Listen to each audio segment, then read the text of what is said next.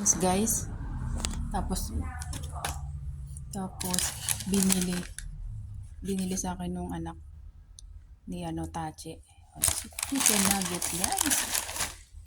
Kain tayo. Tapos ito yung ulam ko kasi nga nagpa-dental ako. So, food lang muna tayo, guys. Ayan. So, ito yung ulam na binili sa akin. Gulay. Ayan. So, kain tayo, guys. For today lunch, guys. Ayan. So, 2 egg. Ayan. Kain tayo. Hanaba na yata ako, guys. Tapos meron tayong nugget. Dala ni Cheche. Pumunta dito. Hard lang ako. Kasi nagpalinis ako, guys. Yung boss ko nagbayad, nagpagawa na rin ako ng salamin ko. So, walang sira yung mata ko. So, ipapost ko yung video.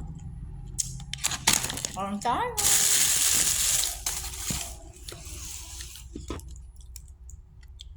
May